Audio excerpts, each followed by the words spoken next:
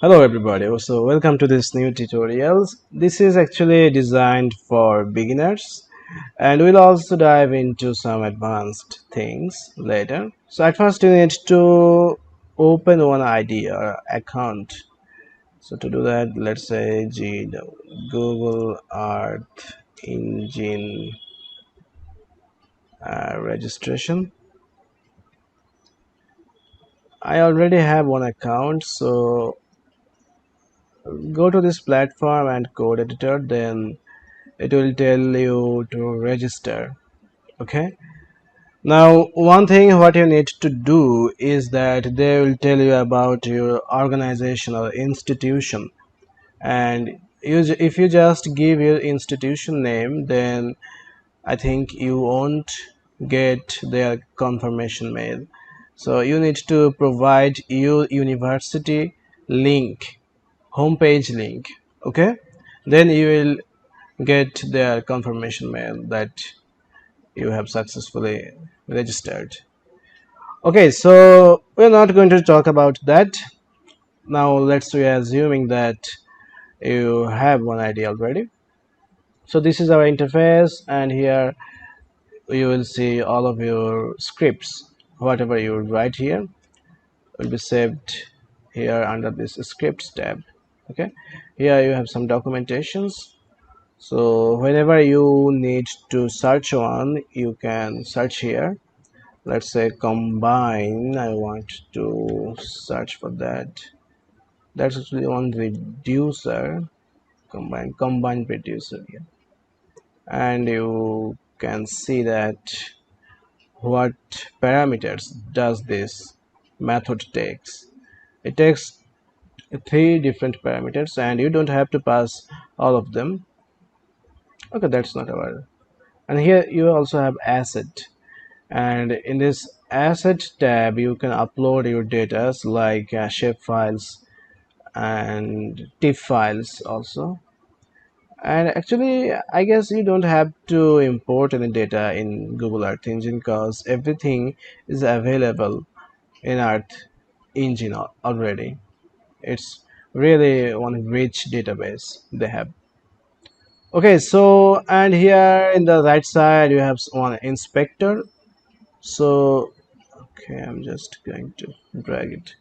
So when you are under this inspector tab, you can click here and they will provide you some information on that region. So you can see the point, that is the location of that inspected area. Okay, latitude, longitude, that's it. Zoom level, so zoom level varies from I guess 0 to 20, not 0, maybe 1. Okay, so that's another thing. Now you have console, whatever you write will be printed here. Tasks, this tab works when you are going to export something. Okay, now let's get started. So Earth Engine actually I guess a bit Python based. It's more actually Python based, I would say. Then it has JavaScript things. Basically I guess JavaScript is for app building things, but the core concepts are built depending upon Python coding things. Okay, so let's print something. Print, let's say hi. So it's going to be printed here. Okay, and here we are going to write JavaScript code. Actually this one works on JavaScript code, and it's a good idea to start with JavaScript here with this Earth Engine API, JavaScript API, and later you may shift towards Python for if you already know Python. Okay, so at first we are going to talk about data type in engine, or yeah, Earth Engine data type.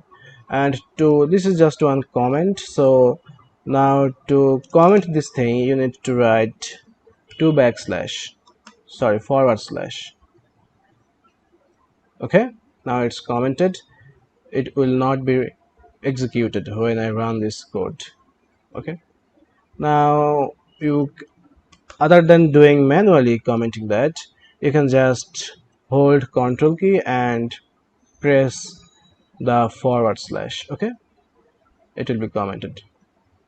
So that's it. And to run this cell, let's now we have nothing in our console. Now every time you don't need to just click on it, you can do that by just holding Control and enter. Okay, you can see it's executed. Okay, now let's talk about data type in Google Earth Engine. So data types are similar to Python, I guess, mostly Python. So let's talk about integer. Okay, so let's in integer, and you need to always start with var, that is variable, initiating one variable. So let's say x equal, it's a number, so let's say 5, and we want to print the type of this x, so type of x. You can say it's number, that is integer.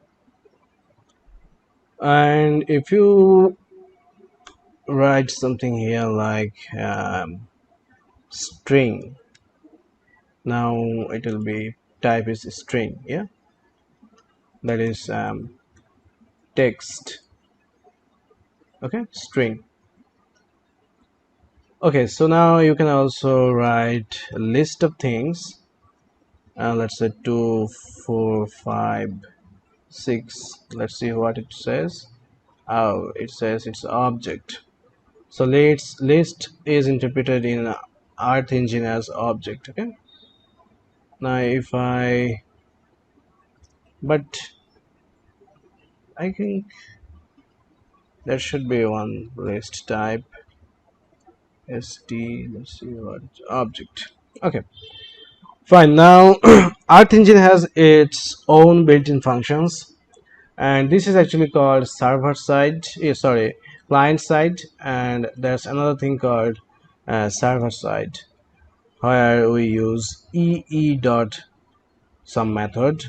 So now for an integer, for a number, actually any number, let's say we're going to use ee dot number, I guess it's, isn't it? No, it's not number, isn't it? Yeah, so e dot number 5 or 2. Now let's see the type of that number, NUMB number. Oh no, what happened? Oh, that's actually num. E dot variable. Oh, must var. Okay. Oh, oh, in an Earth Engine, everything is actually object. So it's one object. Now let's var list lst one list. So ee dot list, and notice the uppercase or lowercase things, it's case sensitive. Okay, so list, let's say I want to write list of things 2 4 6, and print that also, print our list. What happened? Oh, lss. Oh, it's list type 246, and you can see they also have the index. Now to let's see if this Pythonish type works. No, it doesn't work. So you need to access the first one, you need to write get and index number. So let's say I want the last one, so its index is 0 1 2. Okay, yep, we got a third element, that is indexed 2. So this is a list in Earth Engine. Now to use pure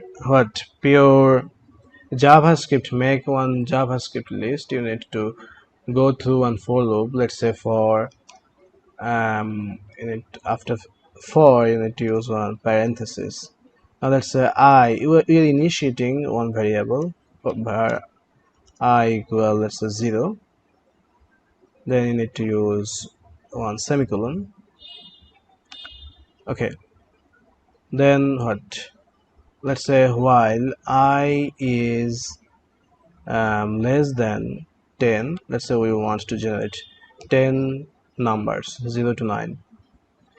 While I is less than 10, another semicolon. Okay, we want to increment our I, so it's I plus plus. That's it.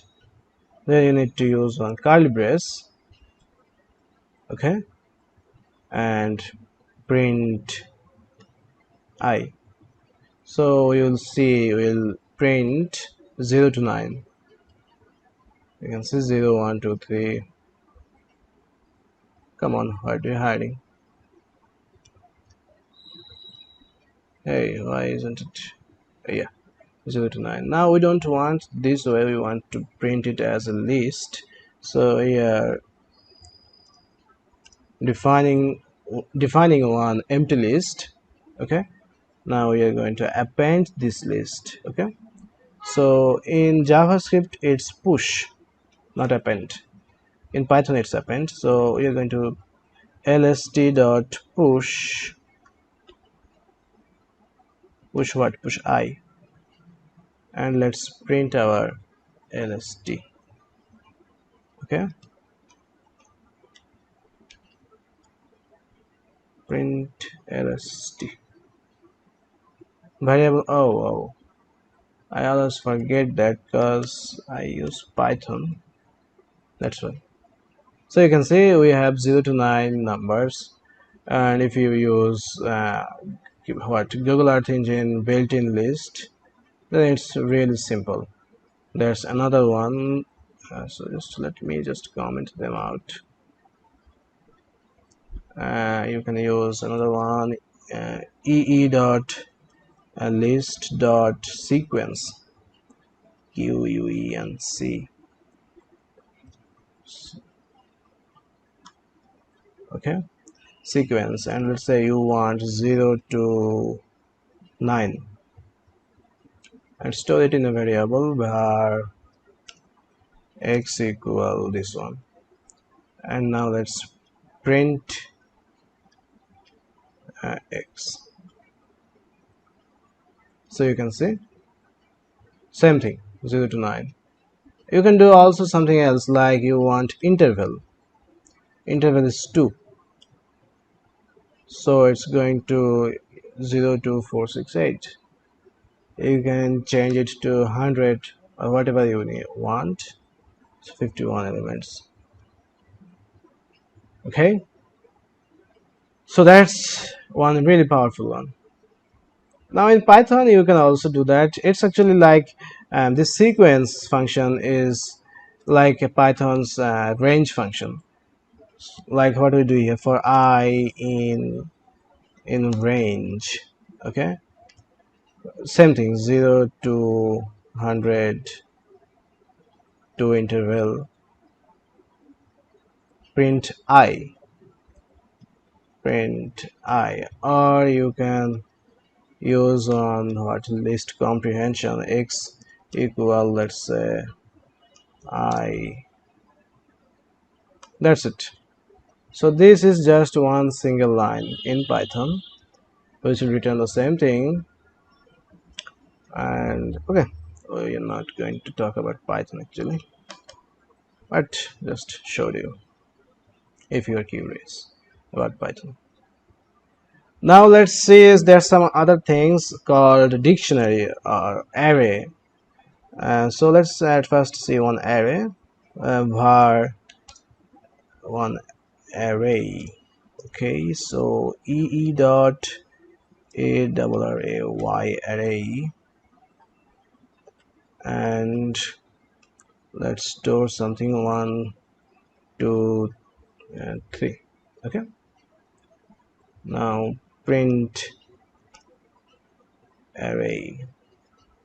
Now one array is actually very important when you are going to build your own model, or you are going to write something in, or execute some model what you find in an article that is not already built in Google Earth Engine, then this array will come in handy to you, and you have to have knowledge about linear algebra, like dimension of arrays, matrix multiplication, such things. Yep. So let's see the dimension of this array. So length, what in JavaScript it's array dot length. Now you can see the dimension. Now it's actually a vector, and we're not going to talk about arrays in this tutorial because it's beyond the scope of this tutorial. It will make this tutorial very long. Okay. Now we are going to talk about the data type which we will be using most of the time in Google Earth Engine, that is dictionary. But in our Google Earth Engine it's object. So let's define one object, or dictionary. So variable object. Oh, what I just did. Okay. So here it's Python dictionary type. One key, one value. Key value pairs. It's known as key value pairs. So foo, bar, buzz, 13 stuff. Here we are also storing one list. So it's like within a dictionary we are storing a list, also key value pairs. Okay, fine. Now let's print this object. Run it. Let's now comment them, all of them. We don't need to run them in. So object tip properties, you can see bus 13 full bar and also this stuff. Now if you want to print them, let's say you want to print value of this foo or buzz, let's say dot baz. Okay, you can see 13 because this one.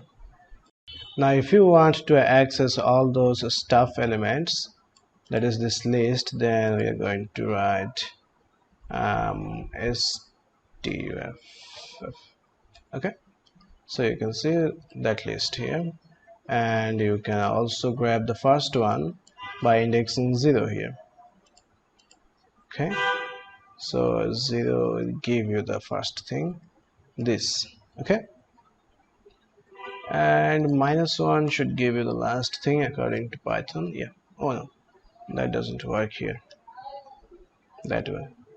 So it's 0 1 2 2. Yep.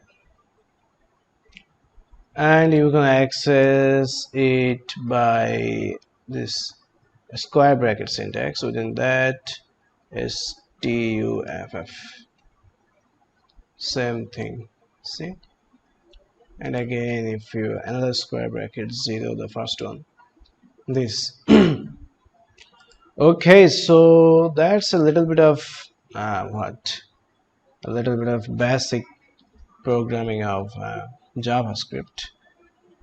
Now let's see how to write a function, and you will obviously write function in Google Earth Engine, so that would be good one. So let's now in JavaScript, function always starts with this function keyword. Okay, that's necessary, essential one. Then followed by one parenthesis, and within this parenthesis we are going to pass parameter. Okay, and this here you can pass any name here. Okay, anything you want. Then after that parameter you can also pass more than one parameter, but in Google Earth Engine you will mostly use only one parameter, so don't worry about it. Okay, then after that we'll write one curly brace. Okay, okay, so you need to ending one, and here we are going to write our what logic or mathematical operation what you want to execute. Okay, so let's say I want to pass a number x, that is our parameter, and I want the output is x squared output. So var equal, let's say, one another variable square output is ee dot number, and number, our parameter, that is, let's say, number x parameter dot what POW, it's Earth Engine's built-in function 2. So you're squaring it, and at the end, what we want to return, we need to specify that. So we want to return this SQ square. Okay, and here one semicolon, missing name in function declaration. Okay, and we need to store that in a variable var, let's say, x. Okay, now to have the output you need to obviously call the function. Okay, this x actually. So let's print it, rename it function. So let's call that fun and give the argument, let's say, 2. So the output should be 2 square, that is 4. Let's print it. Print, print, print. Okay, it's 4. Now you might be wondering, oh, why am I doing such things? I can do Ctrl X, okay, para, then squared by 2, but that doesn't work here in Earth Engine. Okay, Earth Engine doesn't know how to do such things, so you need to do that. What I'm doing, Ctrl B. Yep, this one. Now let's say you want to pass list of numbers. Okay, so for example 2, 3, 4, and it is not going to work. Why? Invalid arguments specific for, because in Earth Engine, whenever you want to pass list of things, list of numbers, you can't just use that. You need to use another method that is called map, and what we know in Python, apply function or apply method. Okay, now to do that you need to write something like a map function.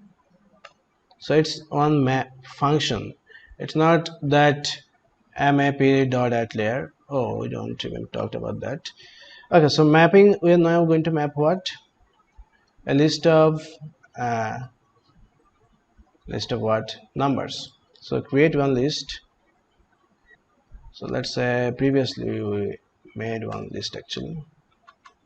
Sequence, let's say 2 to 10, and we want a squared output of every element in this list. Okay, so what we'll do is at first write this list lst.map, because we want to apply this function over this list. Okay, so we want to apply this function over this list. That's why at first we'll write the list name, then dot, then map function, and within this map we are going to pass this function name. Okay, that seems like a lot going on, but obviously when you will practice it sometimes, then it will be a lot easier to you. Okay, so now print the output. You can store it in a new variable or directly print it, print, and print it. Now it's working. Now you can see first element is 2, 2 squared, then 3, 3 squared, 9, and same for the others. Okay, now we talked about functions. What next? Now you're going let's now dive into showing maps, some GIS stuff. So at first, before we dive deeper, we'll talk about some basic GIS stuffs in Google Earth Engine. Let's say how to add your shapefile or a shapefile from Google Earth Engine, country shapefile. So let's do that. Now at first we are going to talk about your own shapefiles. Okay. So let's say you have a shapefile, and I'm going to,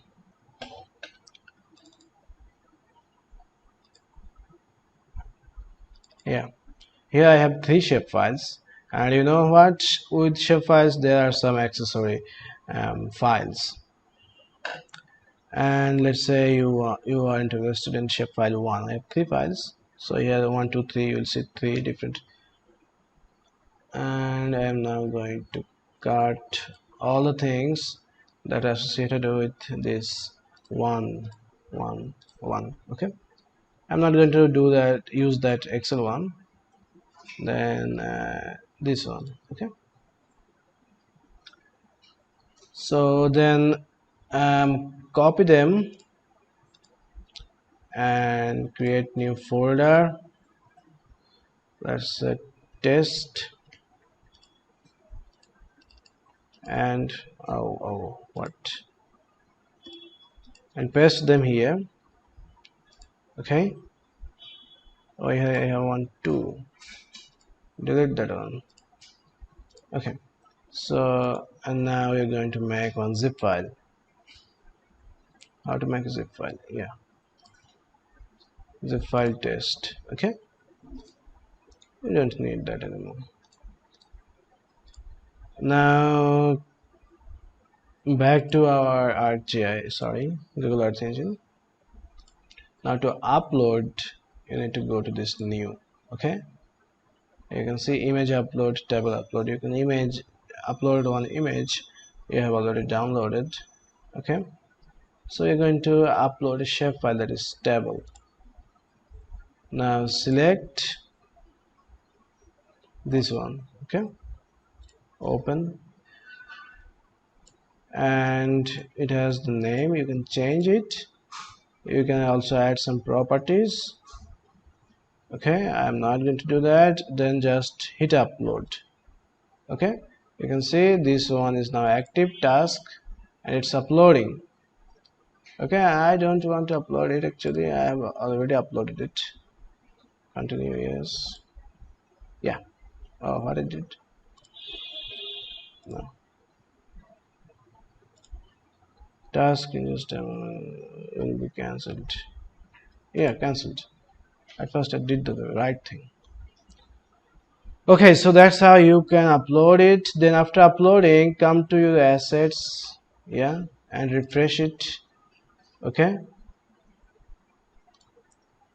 and here you can see you will have such things.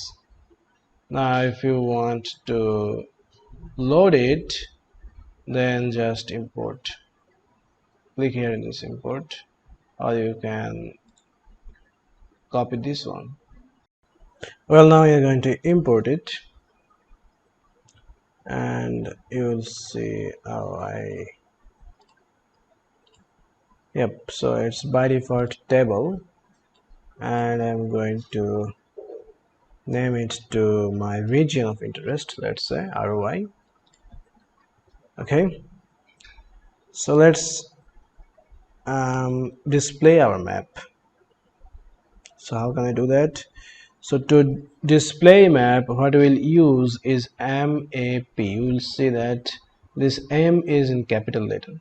Map dot add layer. L is in capital letter, L-A-Y. And it's one convention in JavaScript is that if you are using a line or something, you're writing something that is, let's say, add a layer, where you need to use a space, then they are not going to use that space, but the first letter will be in capital letter. Okay, so you'll see that often whenever you are going to use a long name. map.add layer, and we're going to show our ROI. You can also color it. I'm not going to color it, just show it. Now you can see, yeah, in Bangladesh, here it's. So I need to navigate to there. You can see our country is here. Now let's say at first our by default map is here. So if you are selecting a small area and you don't know where it is or where this place is, then you can do another thing, is that map map dot center object, C and T, again O is capital object, and what center object this ROI image, and we are going to specify one zoom level, that is 7. Now after running it, you'll see our map will automatically go to it will go to our region of interest. Let's see. Oh no, it's not. Yeah, it's moved and also zoomed. So 7 is a bit high. Let's do that 5. Yeah. All right, now let's print this map. Let's see what's actually in there.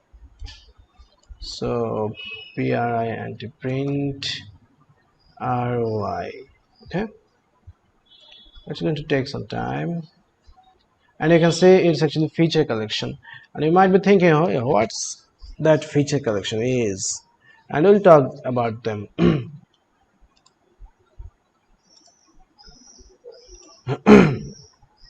So let's go to properties, asset size, features.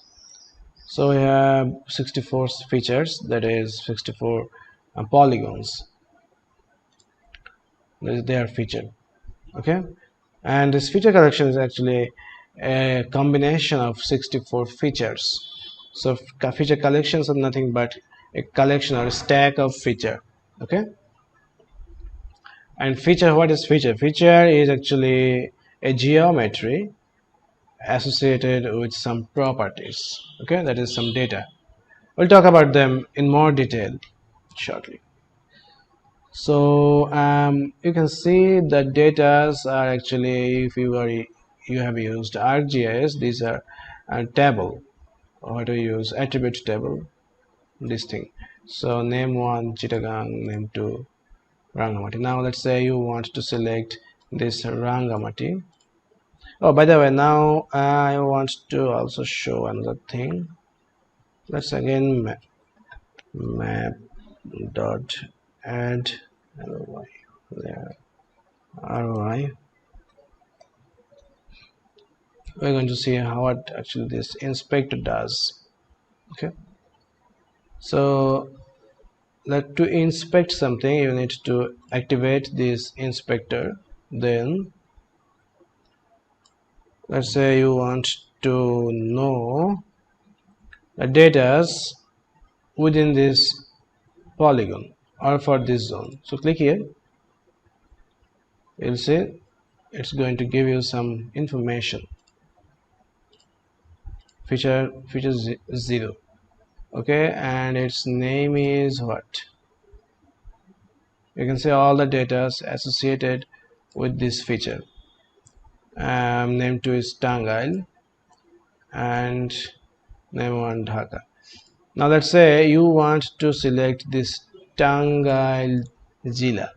Okay, how do we do that?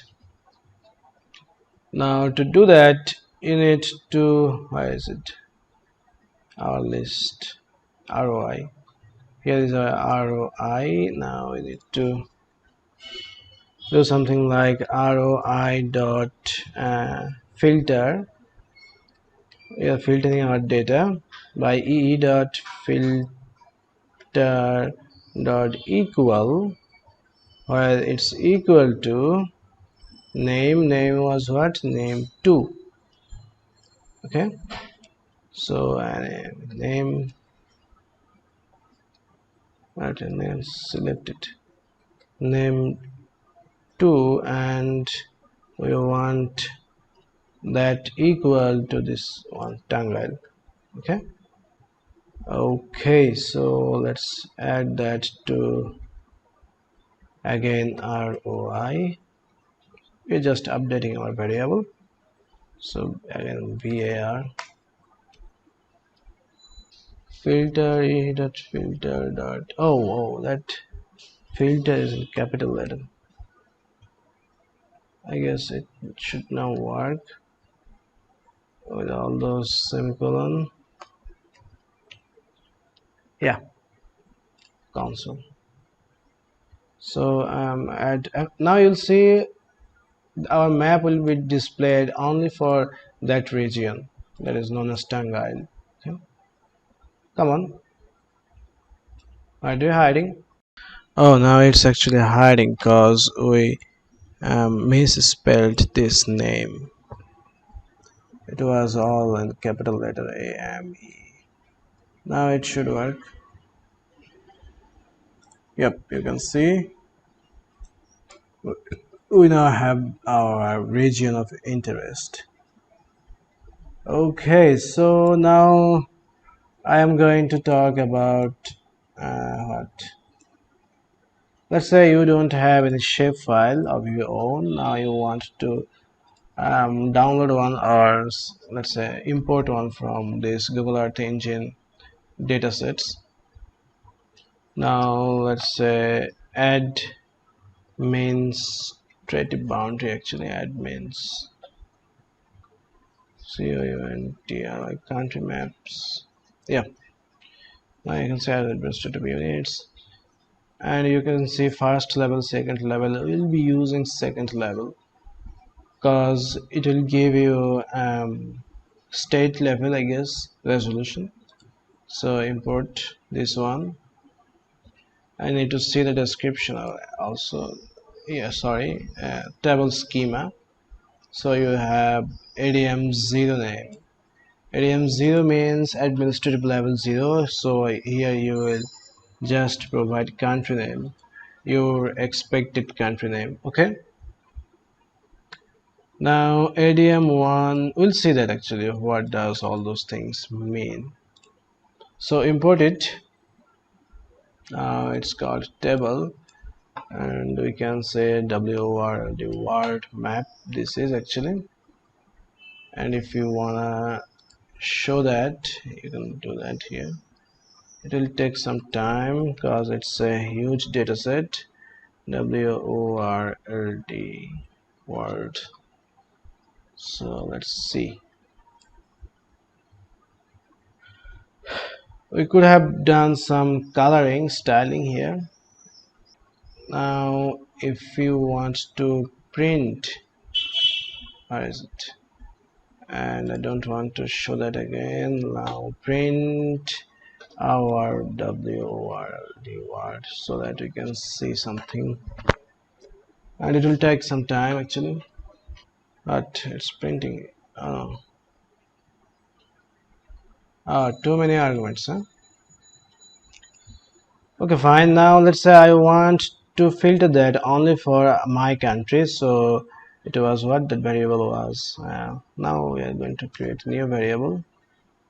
Let's say Bangladesh BD equal what, that was word WORD word dot filter, again that ee dot filter dot equal what, administrative level 0, ADM 0. So again, why is it level 2? Yeah, so it's ADM 0, 0 name, ADM 0, that is country names. So yeah, ADM 0 and your country name. Make sure the spelling is correct, otherwise it's not going to show us anything. Okay, now map it. I'm just going to you can say. Now I don't have to actually download or import our own data in here in this asset. Okay, you can do that for any country. Now you can also do some other stuffs. Let's say you want to dissolve all those boundaries. To do that, you need to do dot union. I think that should work. Yeah, and it's going to take some time.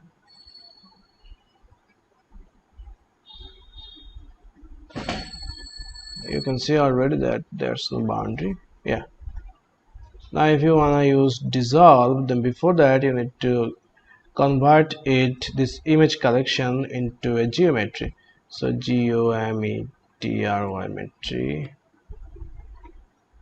Okay, dot, because dissolve works on geometry and features, and then di double as well. We dissolve, same output, nothing surprising. Ah, come on. Ah, it's taking too much time.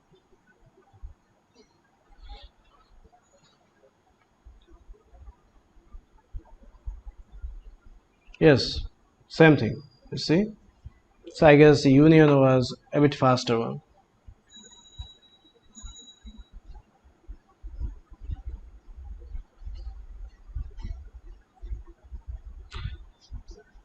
Okay, so now let's say you want to just select one state.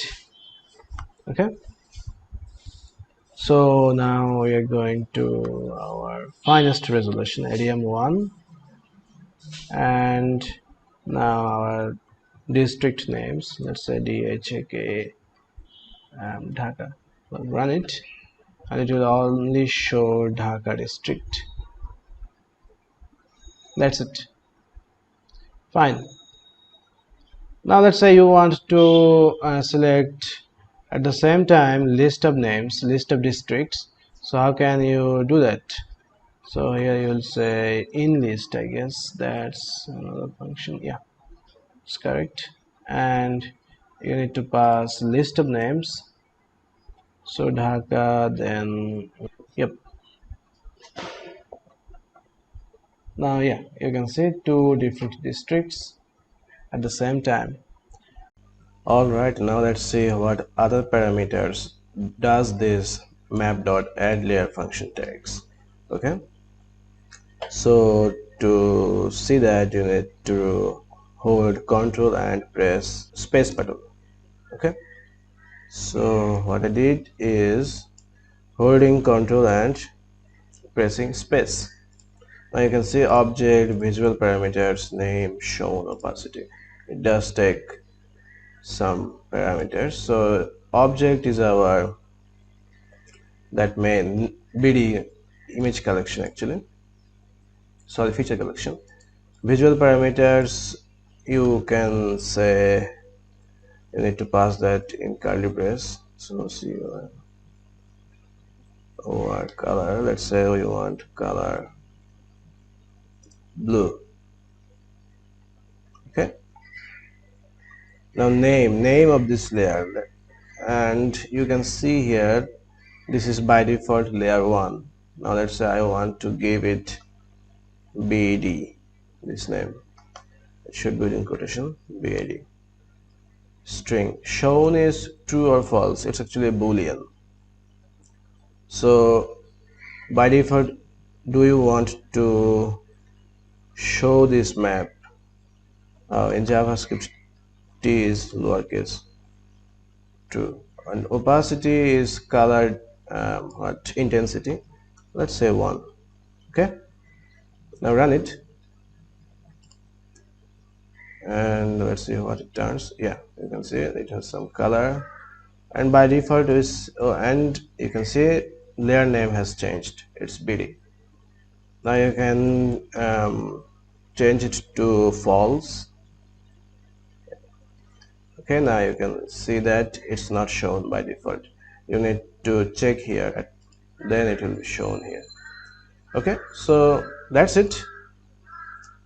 We have talked about some of the data importing strategies. Now let's talk about what are those feature collections and geometry points, such things. Okay, so let's start with a point. This is how you can add a point here. A point, you can see. Now let's say I want to add here a point.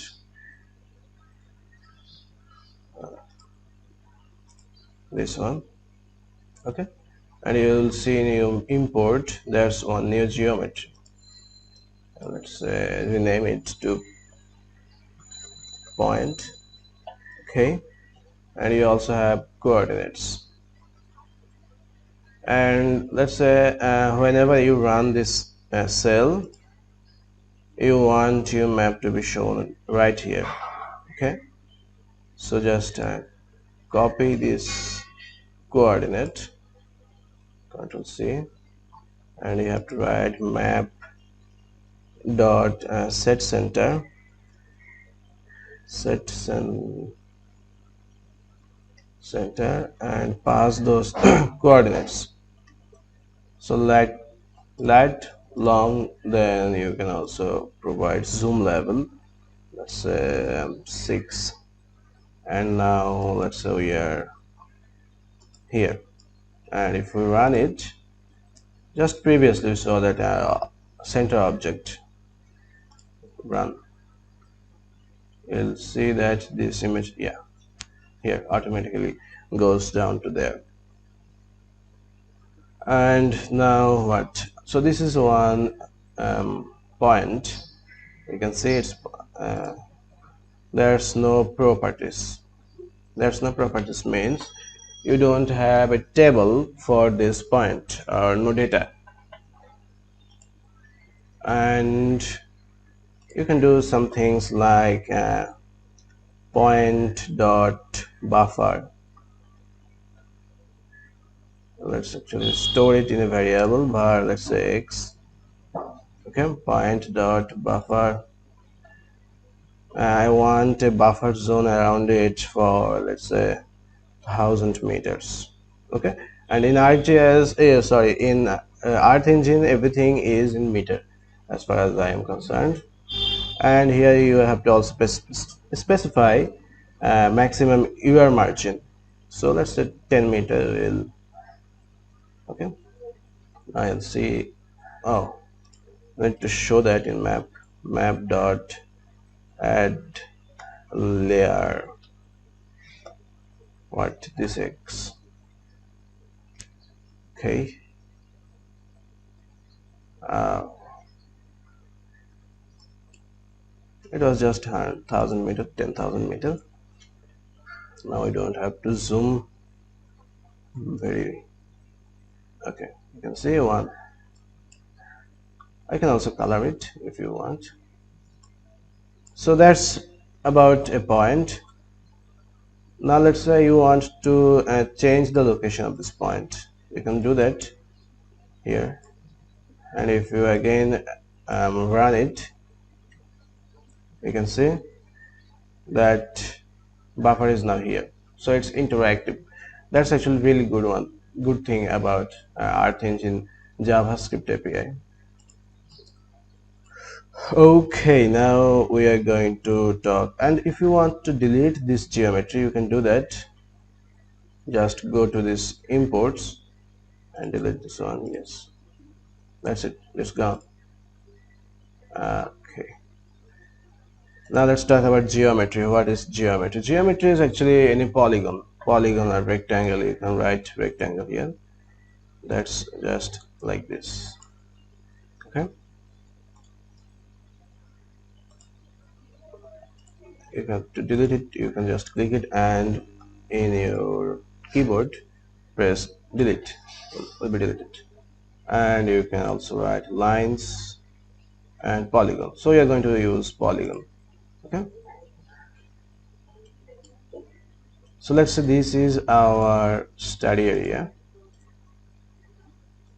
Okay, so double click when you are going to finish, and you can rename it here or go to your imports. So geometry GM, and you can see no properties. We are not storing any data in our geometry, but we can convert it into feature and feature collection, but we'll do that later. Let's see that. Okay, okay, now so no properties means no data. GM. Okay, so let's say now you want to know the area of this geometry. So var area equal gm dot area. Pretty simple, isn't it? Now print it. Print this AR. Sorry, what I'm doing. AR. Okay, that's actually in meter, so meter square. And if you want to convert it into kilometer square, I guess it's divide by 10 to the power 6. Okay, yep, so it's uh, 1979 square kilometer, I guess. Yeah, so that's it. I always forget to use semicolon. Now let's say you want to add another geometry. So I go to this geometry, new layer. Okay, and we are going to create another geometry. Okay, so this is a new geometry. Let's say GM2. Okay, GM2. And now you can also do some ArcGIS, what we did in ArcGIS, like intersection, union, such things. So let's say var union un equal, that is common area in between. No, not common, it's actually all the areas in between two of them, not in between, actually covering both of the polygons.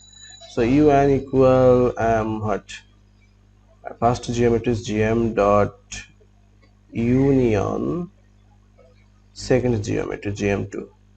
Okay. Now if we show that in our map dot add layer, what un, let's see what it returns. So that's just yeah, you can see it made one shapefile for both of them, just deleted that boundary in between them. So, and now if you want to do intersection, that is just the common area in between two geometries, then you will do intersection is this area un. Okay, you can see just this small area was common in between two of those geometries. So that's it. That's about what geometry. Now I'm going to delete those geometries. Now let's say I'm not going to delete both of them. Now I want to convert this geometry into feature. So what's the actually difference between feature and the geometry? And now you're going to see that. Just click on this gear icon and go to this feature. Now you can see this property button is active. Now you're going to add some property, cannot be empty. Okay, so let's say area value, key value pairs, dictionary actually, properties, area and area, let's say 120 kilometers square. Okay, add new property. So let's say what, union name what union name DHK. So that's it. Now if we print what this one GM2, let's print GM2, then it will show some data to us. GM2. Oh, this one I deleted this one. So let's see. You can see it's a polygon and just two properties. Okay, one is area, another is union. Now if you want to catch those area and union, you need to do gm2 dot get what, get area. So I need to pass this key. Okay, now let's see, 120. Okay, so that's how we can get some information from a feature. Okay, now let's see what is feature collection. So feature collection is nothing but a collection of or stack of some of those features, and we have talked about that earlier when we talked about country shapefile. We saw it was a feature collection, a stack of features or stack of polygons with some what data. Okay, so that's it. Now we can also do all these things using writing code. Now let's see how can we do that using code. Okay, so now I'm going to be real lazy, just going to copy paste something, and I'm going to describe all of them one by one. Right? Yeah, using code. So here we are defining one geometry. So to do that, you need to write e.geometry.polygon. So it's actually a polygon, and these are some of the, I guess, vertices, light longs. Okay, so this is one geometry. Now let's say you want to convert this geometry polygon into a feature. So to do that, you can see the variable names are indicative of what they are. So e.feature now you're using, and it's taking first parameter is that polygon, this polygon. Okay, and some adding some what data properties, area 42 union x. So it's now a feature. If we print it poly feature, so to track it, poly f.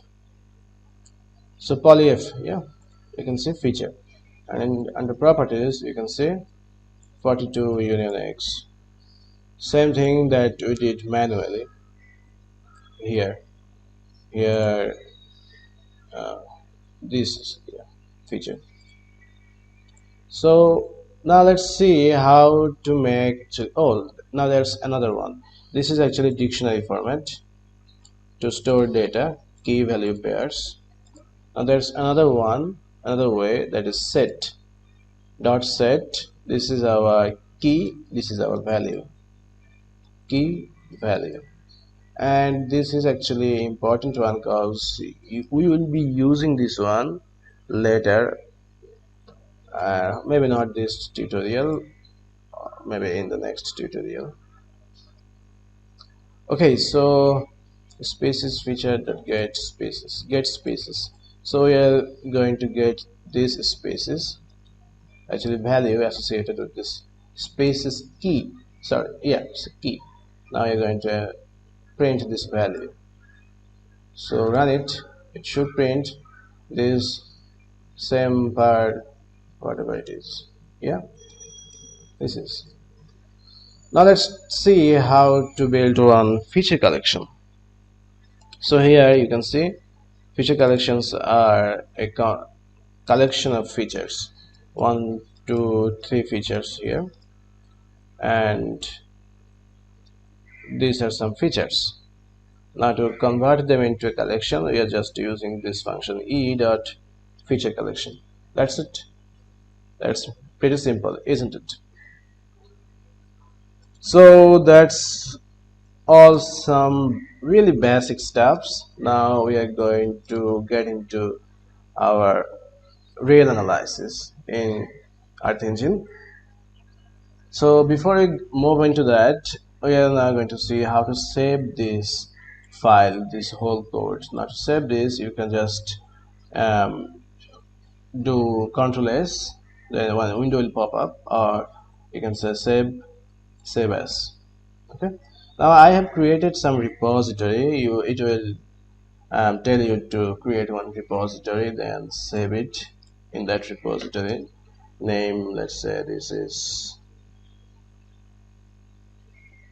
just X, and commit. Okay, and you can see, yeah, here new name. And now you want to create, let's say, one new file, new code editor, fresh one.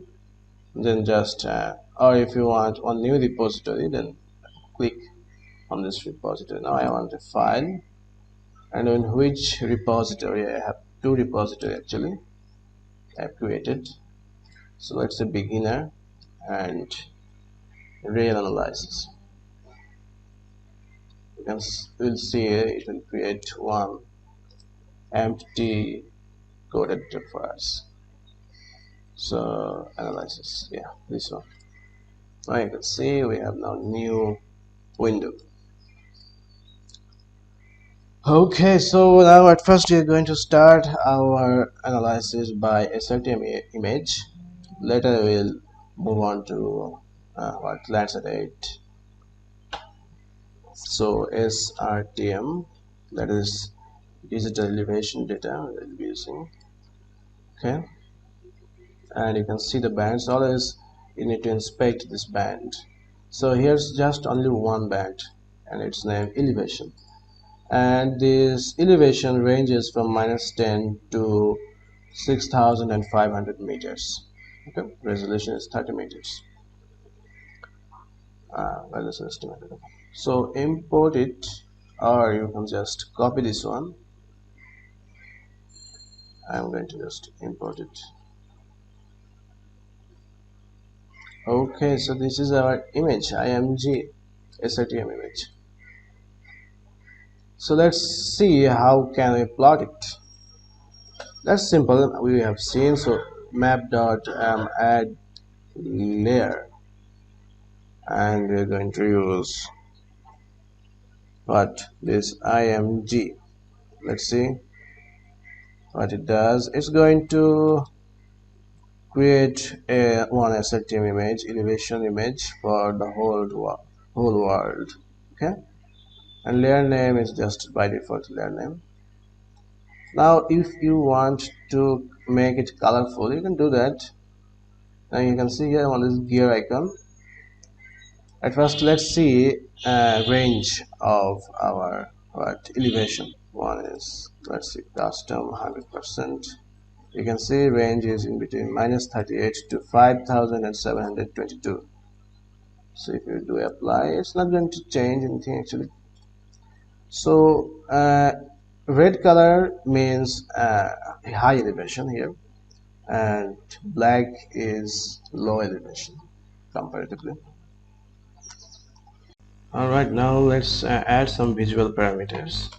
Okay, so a curly brace.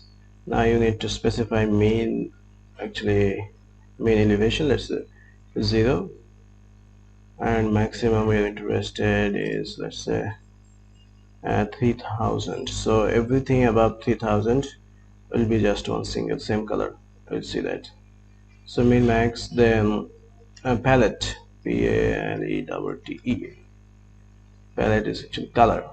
Okay, and it's in dictionary format, and we are going to pass list of names. Let's say lowest one is going to be black, then it's going to be blue, yes, red.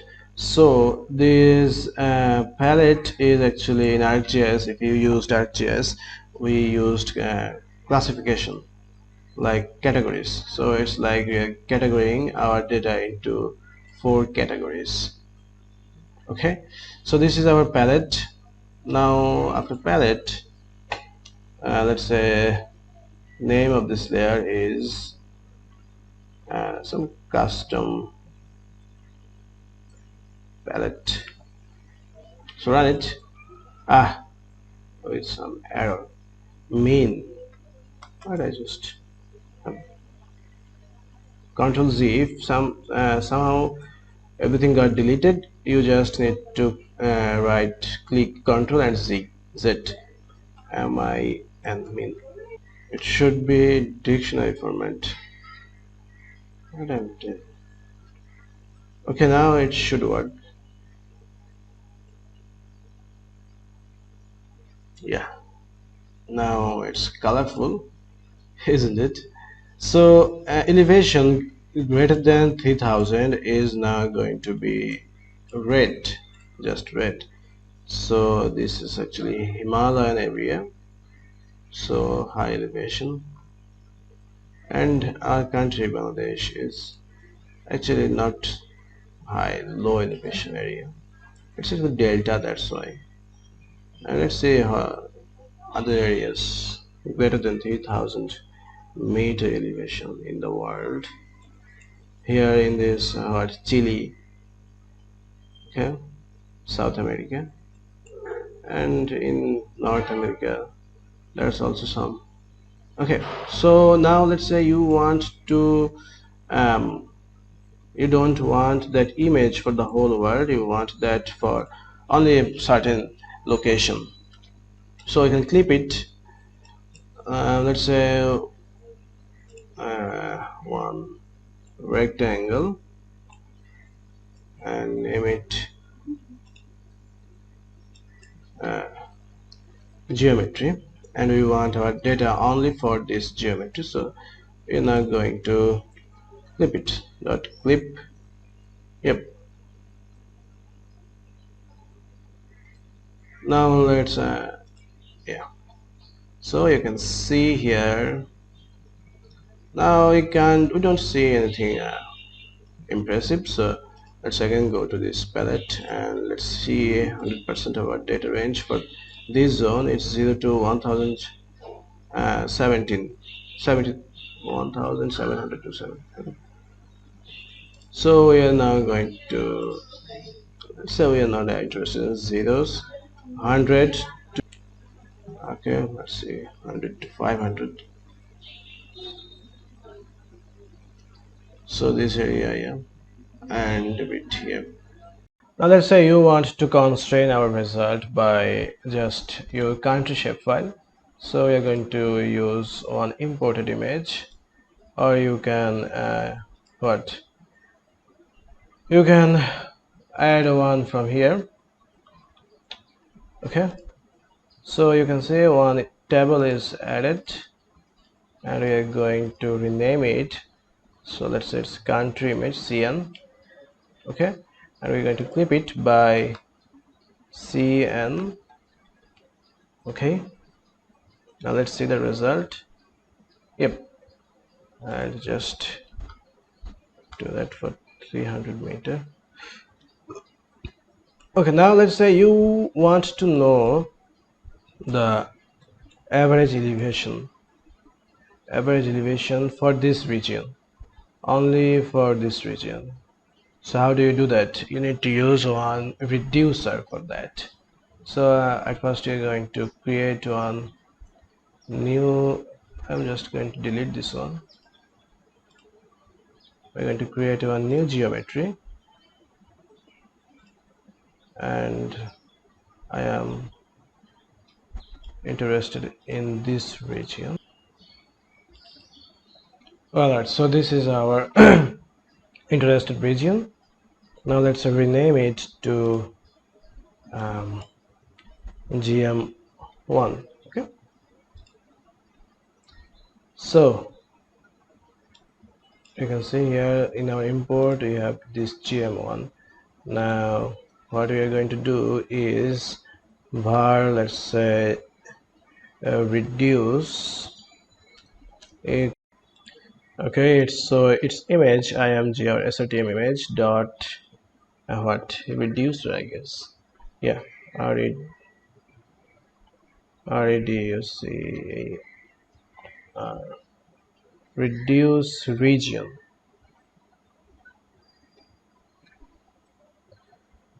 Okay, now uh, what one bracket, then another curly brace. Okay, now here the first parameter is going to be reducer, and this is our ee dot reducer dot mean. We're going to use mean values and one comma. Then what? Region. Second parameter is region, and it's for GM1 for that geometry. Then scale. Now let's say, now for this image we know what's the scale of this image. It's 30 meter. But now let's say you don't know the scale of this image. So what can you do? You can use our image, then dot projection, then dot nominal scale method. Okay, so let's print it. It's 30.9, and it actually varies from region to region, but close to 30. Yeah, so our scale is going to be 30, and let's print this reduce, and you'll see the mean. What happened? Arcs unrecognized elements. Region unrecognized. Oh, geometry. So geometry. Ah, what happened? Too many pixels. That was 30.9. Okay, now I am going to set the max pixels to 10 to the power 9. Yeah, that worked. So main elevation here is 18.6. Let's say you want to know maximum elevation for that region, and it's what?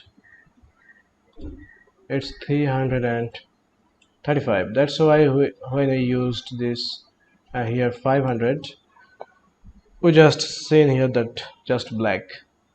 So maximum elevation for in this region is 335. And if you can also use the inspector. Okay, just here now you can see the elevation for this particular region. Elevation is 13 meter here, and here it's 20 meter. Okay, so now you can change this position, its position. Let's say here, and let's see max run again. Maximum elevation in this region it's 3015 meter. So hilly region, if you use satellite image, see, you can see it's one hilly region. Okay, now let's say you want to know the elevation also for this region. So now create another geometry and give it the name gm2. gm2. Okay, and so what you'll do is just gm2. Let's see the maximum 977 millimeter meter elevation, and you can also use mean. And there's also one another option that you can, at the same time, you can apply to reducer. You need to import that method. That's reduce region dot what combine, I guess that method is. Now say for example you want to print for this region and this region at the same time, both of them. You can just copy this one and paste it down here. Let's say it's for GM2, it's for GM1, and you need to write print that twice, and our variable here is reduced to, so it's reduced to. Okay, but for my study actually I was working on a air pollution project, so I have to what make 8 different regions. So for 8 different regions you need to run this thing or copy this thing 7 times. That's actually a bit what time consuming, or I don't like it actually. So first one is minus 55. Now you're using mean. Second one minus 37. Okay. Now there's another option to do that is you can write a for loop. Seems like we're now going to use real programming. So let's say we are going to create a new list where lst is equal our gm1 and gm2. Maybe you have more geometries, and we are going to iterate over each of them. So for the one I is a variable going to be var I in lst.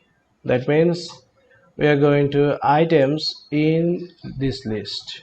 We are going to iterate over all those elements. Now if we print I, it should print gm1 gm2, but gm1 gm2 are already built-in variables, so it is, if I just do that, convert that to string.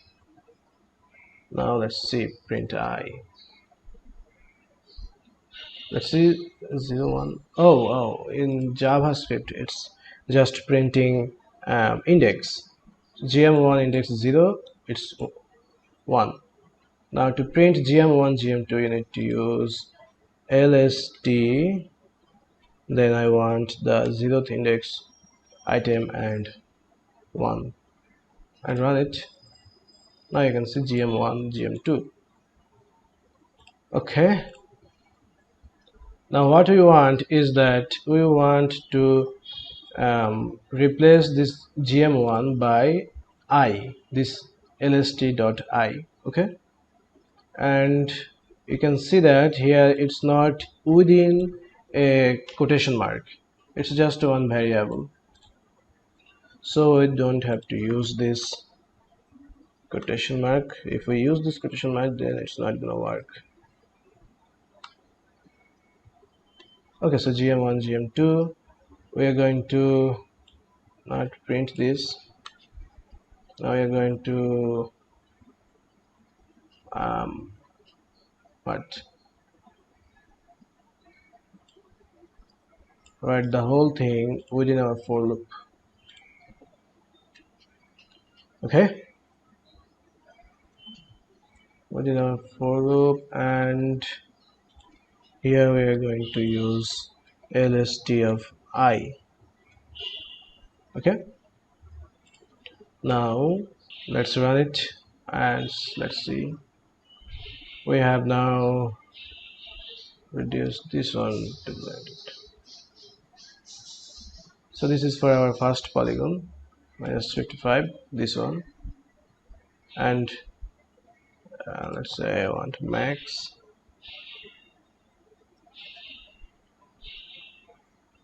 So it's it works what in orientation at first GM1, then GM2. Okay, so GM1 is this one and GM2 is for this one. Okay, now if you want to make that a list, you can do that. You need to again create one new list, ls empty list. Okay, so we are going to push ls dot push what push reduce, no, yeah, reduce. And after this thing, now we are going to print our list ls variable must. Yep, so you can see now list, first one is this one, second one is this one. So if your regions are more than 2 or 3 4 5, then we can use this for loop so that it will be a bit easier for you to calculate. So far we have used just one single image actually. Now we are going to talk about our use multiple images over time. So it's going to be image collection. And before that, I'm just going to print our image img. Let's see what it is. It's just one single image. You can see SRTM with one single band elevation. Okay, that's it. So now we are going to load one what modis dataset for land surface temperature mapping. So to know about this dataset, you need to just copy this one and paste here, and you can see aqua land surface temperature 8-day dataset. So here a bit of description, and it's important to see this date interval. So it's providing this data from 2002 and till today. And let's see bands. Okay, bands, you can see here it doesn't contain just one single band. There's lots of bands.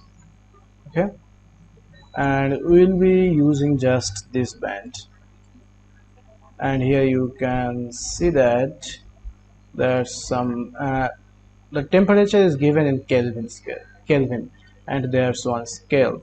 Now we want our temperature in degrees Celsius. Now to convert Kelvin into degrees Celsius, you need to multiply our image by this scale, then subtract 273 from that, and we'll see that. Okay, so just copy one because you need to select this band. Okay, so close. So I have already imported this one, and now we are going to dot select this band within quotation. Okay, and you can also do some filtering by date.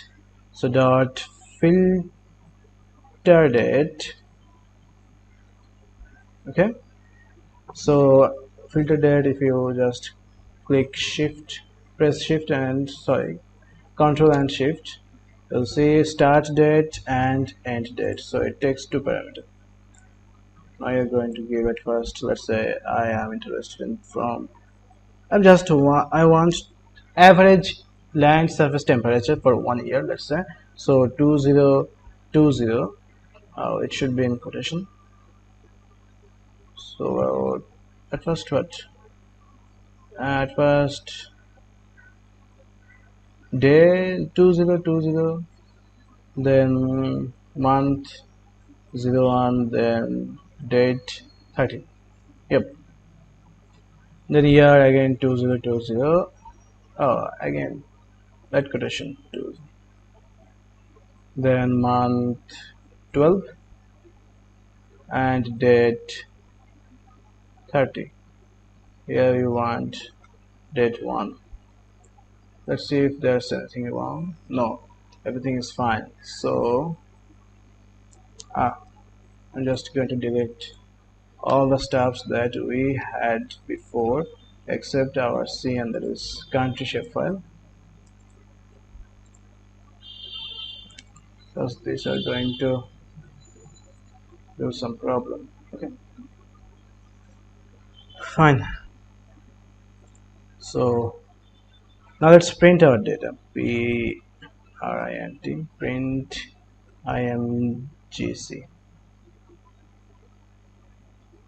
Now you can see here it's one image collection, and we didn't constrain our dataset for one particular region, so it's going to print for the whole world. Okay, so for 1 year you can see 46 elements, that is 46 images. Okay, and what, and let's say the size dot size, that is size of that image, of those images, number computing 46. Yeah, so this is one image collection, and now we are, let's say, want to clip it for our region of interest, that is this CN. Okay, now we also want to convert our Kelvin into what, degree Celsius. So to do that, multiply that by 0.02, then dot subtract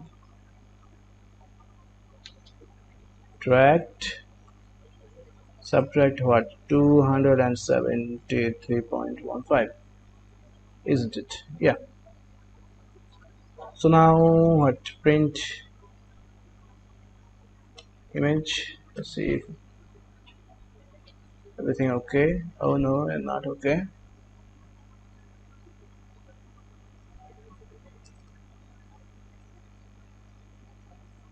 Oh, I can't do that clipping on collection, so I need to use one special reducer. So I'm using dot mean. So what this mean is doing here is that we have 46 different images. Okay, and the spatial resolution of this image is 1 kilometer. So we are uh, measuring the mean pixel value over 1 kilometer for 46 images, and let's say for this region, for this 1 kilometer, so we are assigning temperature for this 1 kilometer is the output of 46 different images. Okay, mean of those 46 images, and that similarly we are calculating for other areas, 1 kilometer 1 kilometer for 46 images. So that's it. Now it should work. Yeah, so it worked. Now it's not anymore a image collection, it's now one single image because we reduced it. So bands, okay, night, LST night 1 kilometer, night 1 kilometer, was that night, LST day 1 kilometer. Oh, we're not interested in night, we're going to use what I'm doing, uh, day, sorry. Okay, now we can plot it. So map dot add what layer, and it is IMGC, isn't it? And we'll have to do some min max, but we are just leaving that empty. Okay, so what else can I do? for the whole country. I'm not interested in for the whole country. Let's say I am just interested in one particular region, so it won't take huge time. Okay, that's it. So name it, let's say ROI, region of interest, and clip it for this ROI. Okay, so now you can see we didn't pass any visualization parameters. That's why it's one single color. So let's see our 100%. We are using 100% data, and you can see temperature for this region. Our selected region varies from 25 degrees Celsius to 32 degrees Celsius. Okay, and now we can either use apply, close. Now after, if we again run it, then this will be vanished, so it's better to use visualization parameters. So mean equal 25. Oh, it's not equal, it's dictionary like 25, and max, what was that, 35 maybe. Okay, 35. Then palette, double T, isn't it? Palette, again a palette is going to be this one, and we are naming our layer LST. Okay, so now let's run it, and let's see what it returns. Yep, now you can see these water bodies have low temperature. Okay, and this one over here, this Dhaka district, has high temperature because this is actually built up area, so building material hold temperature longer. And let's see if we use a satellite image, it's a highly dense built up area. Okay, so now we are going to see something else, one, masking. And masking is very important in remote sensing tasks. And let's say you want to see all the regions where temperature is greater than 20 degrees Celsius. Okay, so mask mask equal our imgc dot gt means greater than. If you use lt, that means less than. Okay, gt, and what, greater than 20 degrees Celsius. So we are calling it mask because the datas which are less than 20 degrees Celsius all will be masked. That is, all will be deleted, or there will not be any data for those pixels, or they will set to 0. Now mask, every time you use one mask, you need to update that mask. Again, imgc dot you update mask mask, and this is going to be our mask, this layer.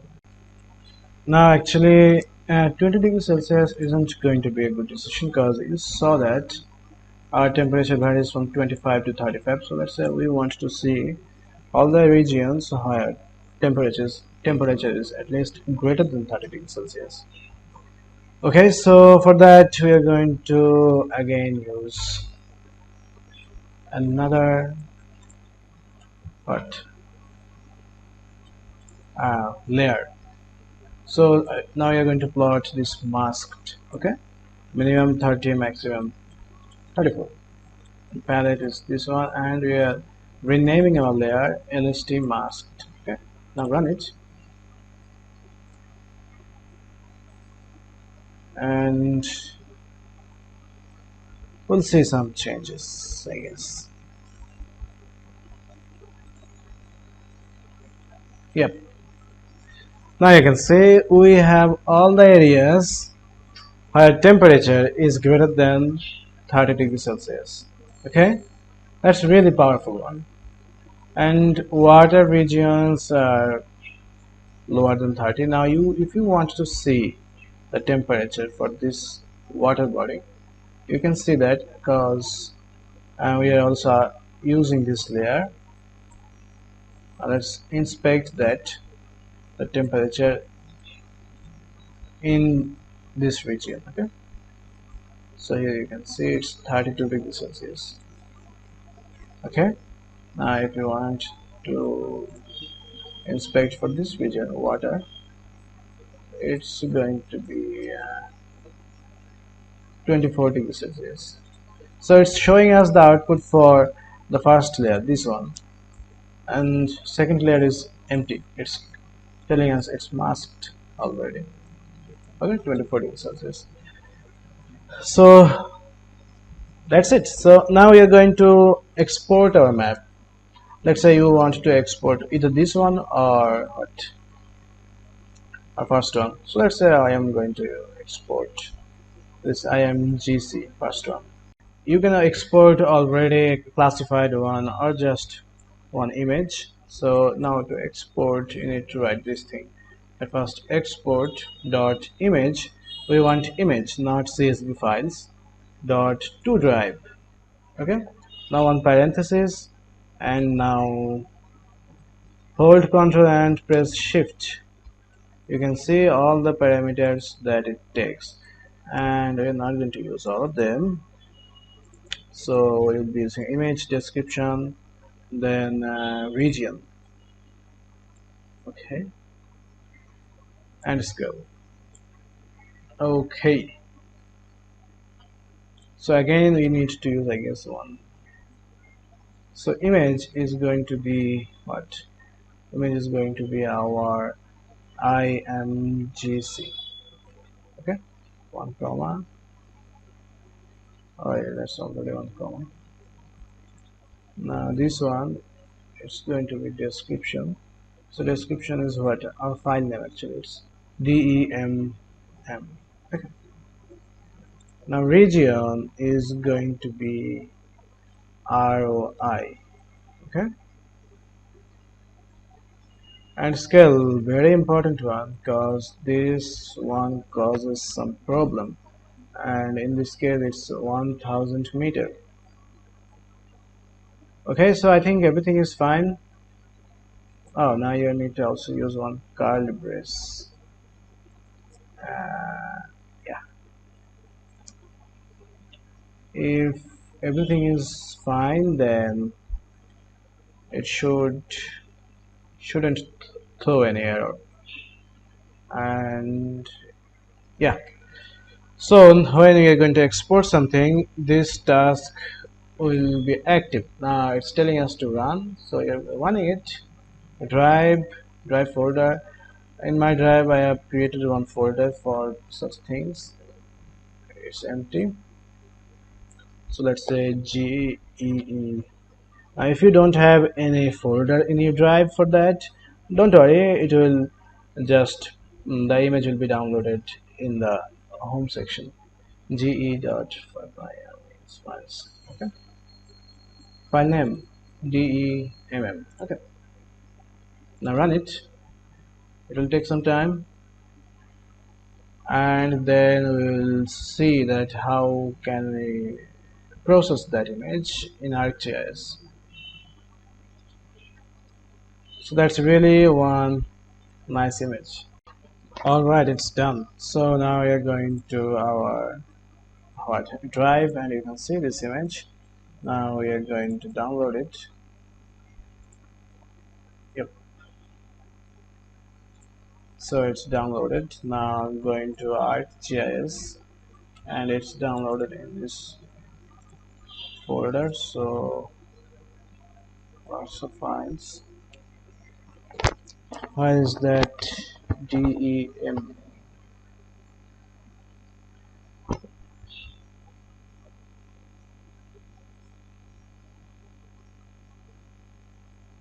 Yeah, there it is. So yeah, this one. Now we are going to classify it, properties, and what? Classified, yes. So let's say we want just four classes. Okay, okay, and color ramp is, let's say this one, apply. Okay, that's not a good color.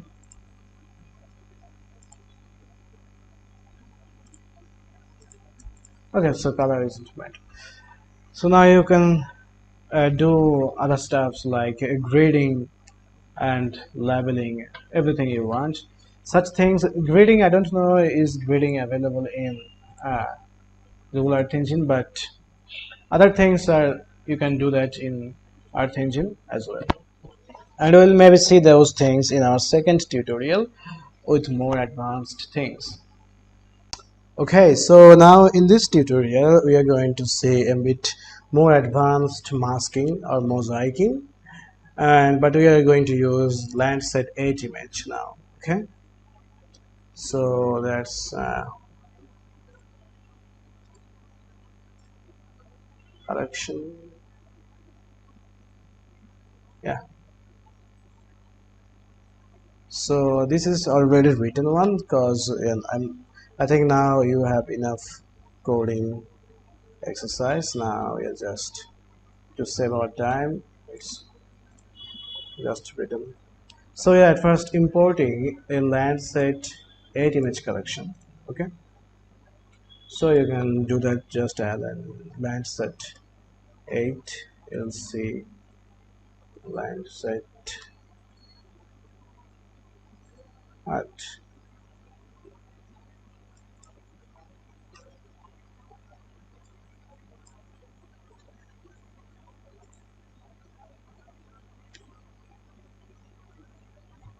I add the data as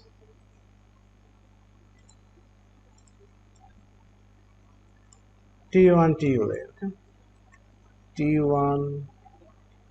Now you can see Landsat 8 collection. You can import them. Okay, so I have imported one Landsat 8 collection. Then filter bounds point. Now this is actually our point. You can see here we have imported it. So filter bounds means, it means actually we are now going to filter those images for one tile around this point. Okay, so we are filtering our data, and now filter date we are filtering for 1 year, and at first we are not going to select any band, so at first we are going to select all bands. Okay, so that's it. Let's say for example there's nothing such like this. Okay, now print lh.size. We're now going to see how many data we have. You can see 22, and this is our data. And to plot it, we are at first going to see our bands. Sorry, at first we are going to assign our bands 432. Okay, and here max point 3. How do I know this range max mean? So again we'll go to this here and custom 100% apply. Okay, you can see it actually 0.02 to 0.77, and I just give here, if we stretch 3 sigma standard deviation, then zero point 0.3. So that's why we have given zero point 0.3, and lowest is around 0. That's why I didn't give any minimum, so by default minimum is, I guess, 0. Okay, close. Let's run it again, and then we added that in over there. L8 visual parameters are just this one. Okay, we don't need any palette now because this is going to work like a palette, and it's our name, layer name. Now you can also try one false color image 5 543, but that's why I have already written one here for false color image. So its name is false. Okay. So now we are going to here write viz fal false, and let's see 543. Okay. Yeah. And you can see it's a bit cloudy because here we are displaying the last image or the what immediate one. Okay. uh, Most update one, and whether it's cloudy or not, we're just going to show that. They are just going to show us that. Okay. And you can also, if this color isn't very good for you, you can change it. I mean the gamma parameter, apply. Now you can see it's a bit dark colored. Okay, so you can do such things. Now what? Now you're going to do some filtering.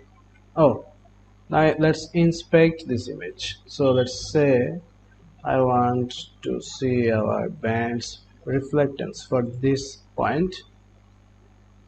Now I'll see that this is a mosaic image. Okay, by default they are true color. Here name true color composite, and you can see all those bands: band 1, band 2, 3, 6 till band 11, and their reflectance values are in here. So we should see high reflectance for band 5 because you can see here it's uh, vegetation. So near infrared is high reflectance, has high reflectance for vegetation. Okay, so we can, they also have plotted it for us. Oh no, because it's not showing, there's some reason. Now we're not interested in all bands. We are now going to select some of them. Okay, so how is it? Oh shit, I have deleted all of them. So again, now you dot select bands, all of those bands. Okay, so band 1, 2, 3, 4, 5, 6. But rather than selecting one by one, I'm just going to use one regular expression. So I want all the bands from 1 to 5, followed by before that a b. That means we want all the numbers from 1 to 5, and before that we want to also match one b character. That's it. Now run it, and what? Let's again select here, and you will see that we have reflectance available for only 5 bands. Okay, and you can see the plot also,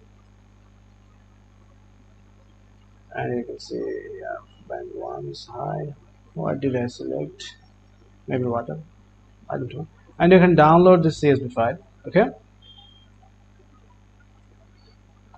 so that's about selecting bands. Now we can do something else like sort it by cloud cover. So dot sort, and what, dot sort by cloud. CLOUD, is that going to work? Maybe not. Yeah, it's working now. Dot first, so we are going to sort this all these 22 images by cloud, and we're going to return the first image. Okay, which is least cloudy. And now this size function is not going to work because now we have just one single image. Okay, so run it. Now you'll see one Oh shit. Oh, now it's because we did something wrong here. It should be all capital letter, cloud, and also cover. Okay, cloud cover first. Now let's see what it turns out. Yep, now we have nice image. Okay, one nice image. So now if we just provide here this what base parameter, then it will be just to true color. Now it's actually not true color, it's false. Okay, so now you're going to calculate the median of all those images.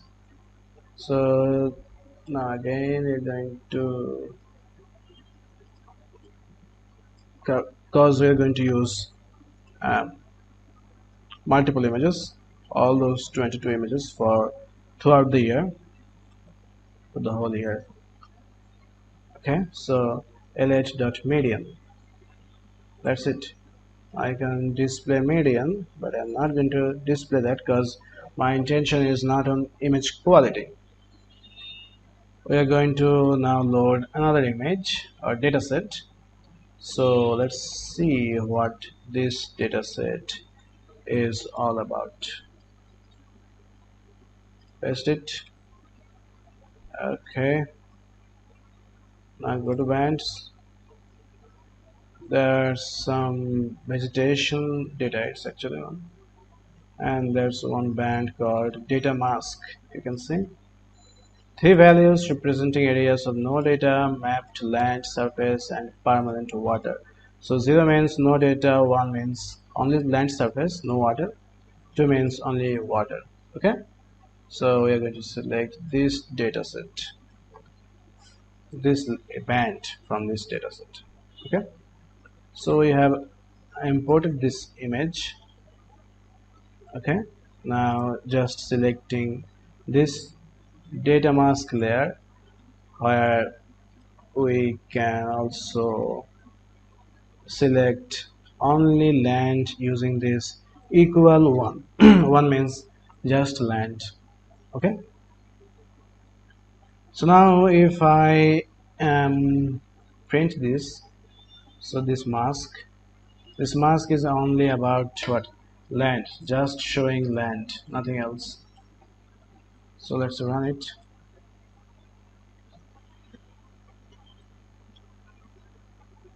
And true color composite, yeah. Here white means we have pixel values for them, 1, let's say, and black means 0, no pixel values, that's it. Okay, so I don't need to again print it. Now what we'll do is we have created one mask here in line 33. Now we are going to update that mask on our median image, this Lancet median image. So where is it? Um,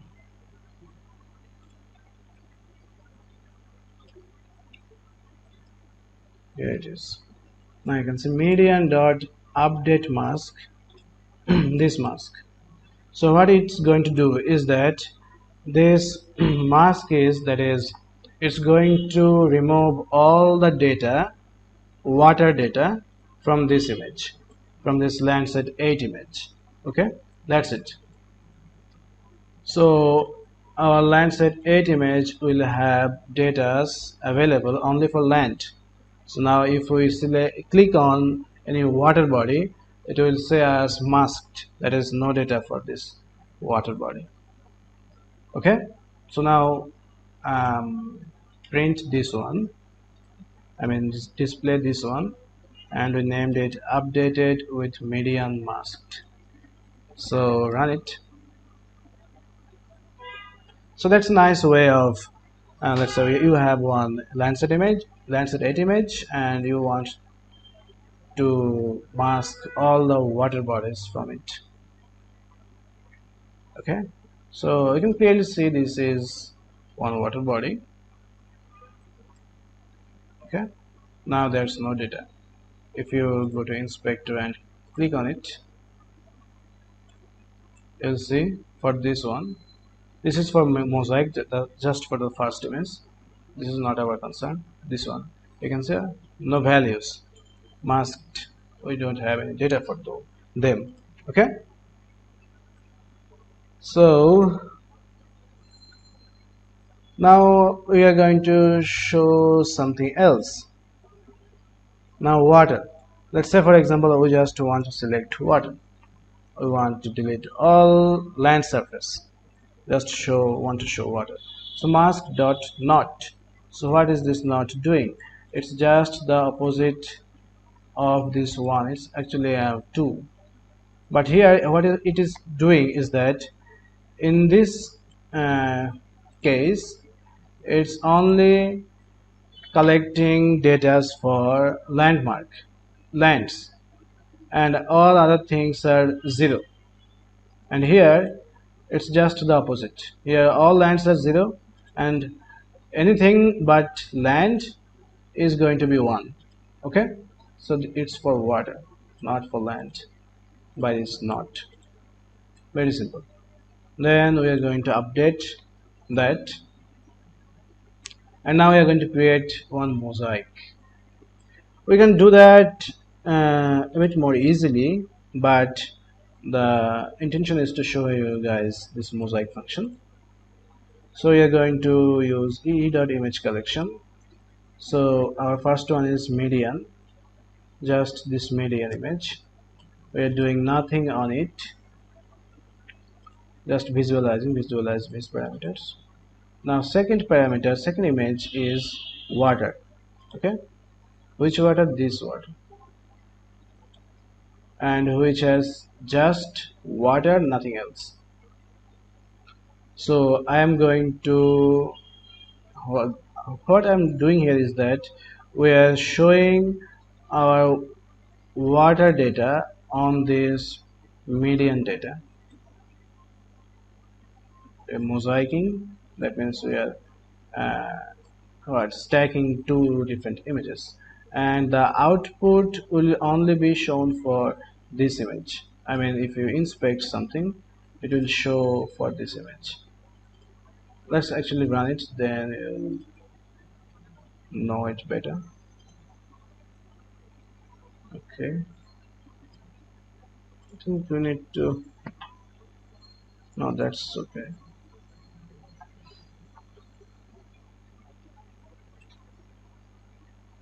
So let's custom mosaic. Now you can see that we have also shown our mosaic, sorry, median image, isn't it? Yeah. Then we are on top of that we are showing our this water mask, this water. Okay. Now if I inspect something here,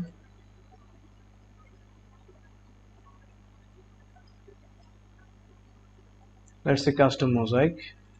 So custom mosaic is returning as the value only on these three layers that is available in this water layer. Okay, or water image.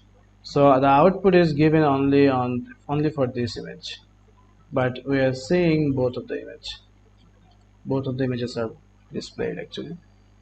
So this is a plot. Now if I click on this, let's see what you can see. Also it's going to return values for lands, but only on those three what layers, sorry, bands, red, green, blue. So here you can say that there's nothing is actually masked. You will find data everywhere. Nothing is masked in this custom mosaic layer. Okay, so that's it. That's all about this tutorial, mosaic. Now we are going to see some mathematical operations like how to calculate NDVI, EVI. Then also we'll see some plotting like time series plotting. Okay. All right. Now this is going to be the last portion of this tutorial, and now here we are going to see some NDVI calculation. Okay. So at first we are importing this Landsat 8 image, then some tasks that we did previously, same things. Elite.filter bound, filter by date. We are using 2015 data, sort by cloud, and just getting the least cloudy image. And to calculate NDVI, what the formula is near infrared minus red divided by red plus near infrared band. Okay, so we are selecting band 5, band 4, NIR red, then just plus minus things here. So this is how in Google Earth Engine we do subtraction or divide, divisions, such things. Okay, now let's here just we are adding the layer. Okay, so let's run it.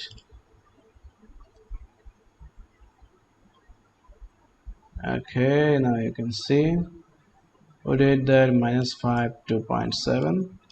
So it's actually mangrove, so we have high NDVI value here. Green represents high NDVI value. If we inspect it, let's see here, NDVI is 0.56, 0.61.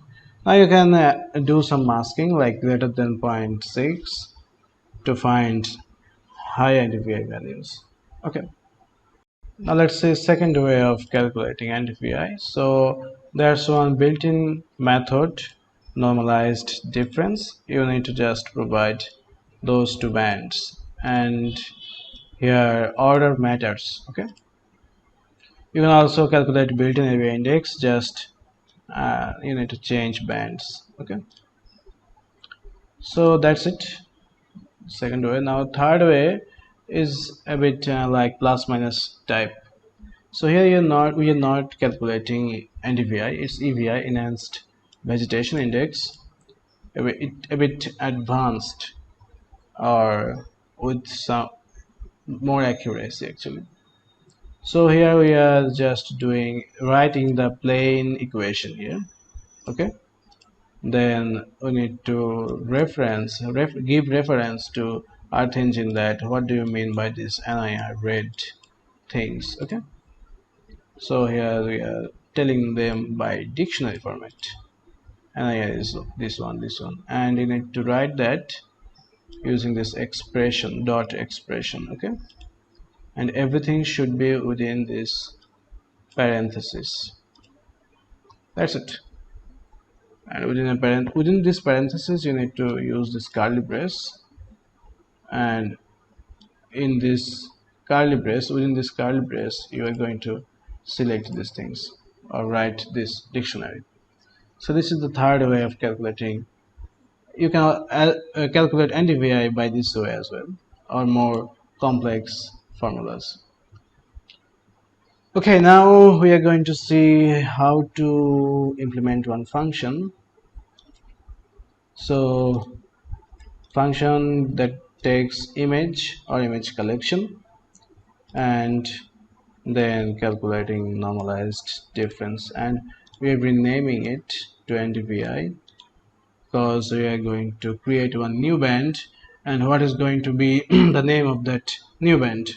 So that's going to be the name of our new band. So image dot add bound bands NDVI. So previously our image has had 11 bands. Now it will be 12 bands. Okay, that's it. So whenever you have defined one what function, you need to call that function as well. So here we are calling that, and that we are also storing that output in a variable. We could have printed that out in the single line. So we are calling the function add NDVI, this name, and here image, you can change this image parameter to X. X is like any parameter because we are using X multiple times. Sorry, image. So this is our image. We are passing our image, this image, or what? Yeah, this image. Okay, so now we are printing this NDVI image. Let's see how many bands it has.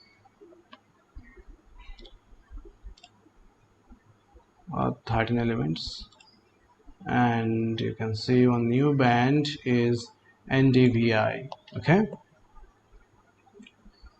so that's it. Now you can map also. Map, you can use map function image dot map this variable, not this variable, this variable. Okay, but it's not going to work because map takes collection, image collection, not a single image. Okay, so I'm not going to run that. So let's see when does and this map function is going to work. Okay, this one. So we are again importing our data, elite and elite.map. We are writing the function and calling the function in the same line, at the same line. So elite.map, this is our image collection dot map, our function, then this argument image, it could be xyz, anything. Okay, so NDVI is this one, return image dot add bands. So now in our image collection, if there's, let's say, 20 images, and all those 20 images will have one additional band called NDVI. Okay, so now you don't have to again call this function. That's it. So now you're going to make one plot, that is here chart. Okay, so you need to use this UI.chart, and it's a time series chart, so it's going to be .image.series. Okay, and it takes some what arguments or parameters. So first one is image collection. Our collection is this one with NDVI, and we are selecting only this NDVI band. Okay, region points dot bound or any shape you want, region of interest. Reducer, we are interested in mean and NDVI for this whole tile. I guess this wouldn't be a good decision, so I'm just going to uh, let's say I want to know for what,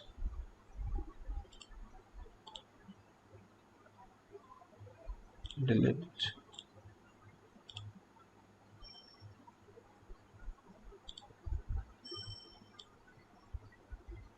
just for this region, let's say. So and we're going to name it ROI. So it's going to be ROI. Okay, not a point. So this is region, reducer is mean, scale is 30 because Lancet 8 scale is 30, and we are going to give one title. That's it. Now let's run it, see if there's no error. Where is our, oh, it didn't print that chart, so I need to print that chart. Okay, run it. So generating chart for this region. Chart takes some time to generate, but it's, oh, we did it for 2014 or 2013. to 2021. That's why taking some time. All right, now we got our image. Let's uh, do have some outliers. All those low values are due to what, cloud contamination. So we can remove cloud by what, let's say you can do here. So now we are going to filter our data by cloud cover less than 1. So let's run it. So we might have reduced our data a lot, but we now have less contamination. So you can see now we don't have that much very high spike, okay, whether it's low or high. But we do lost some information like trend and seasonal variation, because when you are going to filter our data by a cloud cover less than 1%, then it it may not have any seasonality. You may have one uh, more data for one season and less data for another season, or may not have a single image for one season, okay. But there are some other techniques. One robust method of cloud filtering in Earth Engine, that is bitwise cloud masking, and we'll see that maybe in our next tutorial, okay. So, and in here we also talked about one another way of filtering some clouds. There's one built-in algorithm, simple cloud score, where we did something similar. We are taking cloud cover less than 20% and just updating that. It's not that much robust, but bitwise cloud masking is a good one. Okay, so with that, I'd say that's the end of our video. So if you have learned something new, or if you think this video is useful, then do like, comment, and share our video. And if you have any suggestions or what you think about this video, and if you want more from us on Google Earth Engine, then let me know in the comment section down below. Okay. So thank you for watching. I hope I'll see you in my next video.